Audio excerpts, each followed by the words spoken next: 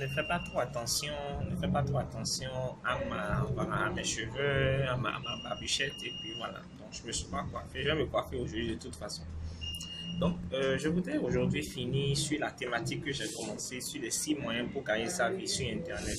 J'ai parlé de l'affiliation, j'ai parlé de l'infoprenariat, j'ai parlé de freelancing. Je devais parler du Teespring, c'est-à-dire du printing on demand qui se fait sur Teespring, c'est-à-dire le fait de créer des t-shirts, des gadgets, de les vendre en ligne.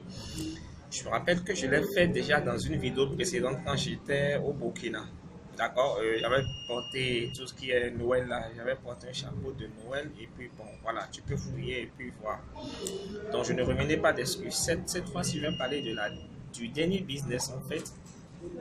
Un dernier business qui est en fait le sixième moyen en fait, mais qui demande un peu plus de moyens parce que ce n'est pas gratuit, on ne peut pas démarrer ça avec 0 francs.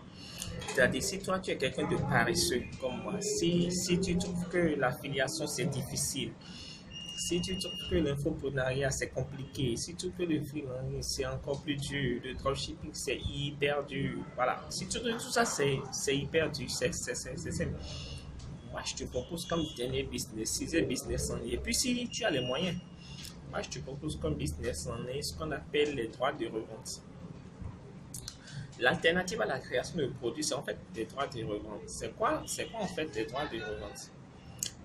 Les droits de revente constituent en fait à obtenir le droit de revente sur un produit euh, et d'encaisser 100% l'intégralité de l'argent de la vente. C'est-à-dire que tu peux revendre le produit, d'accord, et avoir 100% de l'argent de la vente. D'accord? Et c'est super intéressant parce que voilà, tu peux acheter un livre, c'est-à-dire que tu peux acquérir les droits de revente, d'accord, sur un produit, sur un livre, sur une formation et pouvoir revendre ça et empocher l'intégralité. Alors, il ne faut pas croire que quand je dis ça, tout est permis parce que tu peux faire tout ce que tu veux avec le produit. Non, c'est pas ça. C'est-à-dire que tu as un contrat avec l'auteur du produit qui te fixe les règles, les moyens de fonctionnement sur ça. Alors, nous avons trois types de droits de revente. Il y a le droit de revente simple. Le droit de revente simple, c'est la forme la plus basique de droit de revente. En quoi ça consiste? Ça consiste en fait à acheter un produit, à acheter les droits de revente d'un produit et tu as le droit de revendre autant de fois que tu veux le même produit, mais c'est que tu le vends au prix que tu as acheté. D'accord? Ainsi donc, si tu achètes le produit à, je sais pas, 10 euros et déjà en vendant à 10 euros à une personne, tu as déjà récupéré ton investissement. Mais dans toutes les ventes qui viendront après constitueront des gains pour toi. D'accord? Donc, et si tu pourras rembourser de ta première vente et les prochaines ventes seront des bénéfices. Et ensuite, le droit de revente maître, on appelle ça encore le droit de revente master. Ça consiste à quoi? Ça consiste à acheter un produit avec droit de revente. Et donc, tu as non seulement le droit de revendre le produit, mais aussi tu as le droit de vendre ce droit de revente à d'autres personnes. C'est-à-dire, toi, tu achètes le droit de revendre la licence chez quelqu'un d'autre. Donc, le droit de revendre. Et cette licence que tu as pour revendre ce droit de revendre là, tu peux revendre à d'autres personnes. D'accord? Tu peux vendre ce droit de revente à d'autres personnes. OK? Et donc, tu peux vendre tout en conservant, tout en vendant le produit en question.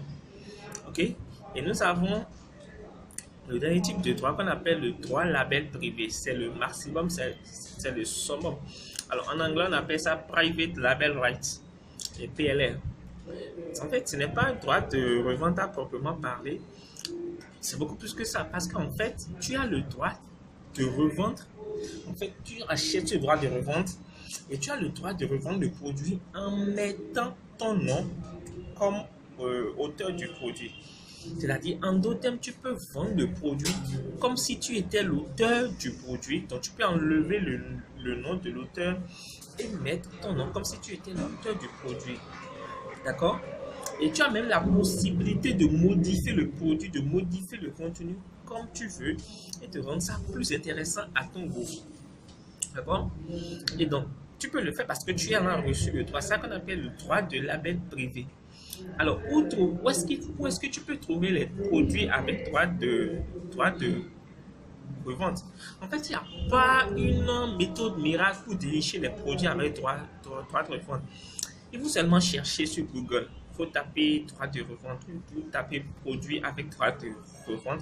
Tu pourras voir les sites sur lesquels tu pourras aller pour trouver les produits avec droit de revente. Tu les achètes, tu négocies avec l'auteur, puis tu les achètes. Tu peux aussi dénicher les meilleurs produits sur des plateformes. Par exemple, il y a une plateforme qu'on appelle le Club Éditeur Web. Tu tapes sur Google le Club Éditeur Web. Club Éditeur Web, c'est un bon exemple. Ils vendent des produits de qualité. En plus, ils proposent des outils complets de promotion, bannières, tests, copywriter, enfin, plein de trucs. D'accord?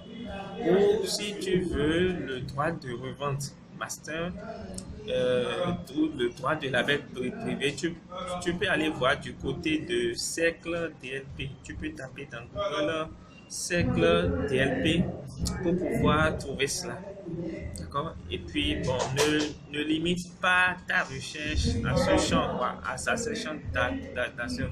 Tu peux aussi chercher sur le net, par exemple, en tapant produit avec droit de revente. C'est-à-dire, tu peux taper produit avec droit de revente ou tu peux taper aussi produit avec droit label privé. À toi de voir en fait ce qui t'arrange. Tu recherches sur Google, tu vas trouver de ces genre de produits, tu pourras négocier, acheter les droits de revente. Voilà, nous avons fini cette thématique et j'espère que tu as aimé cette série qu'on a commencé. Ça a été un peu longue, mais bon, voilà, on a fini. J'espère que tu as tiré une partie assez intéressante dedans.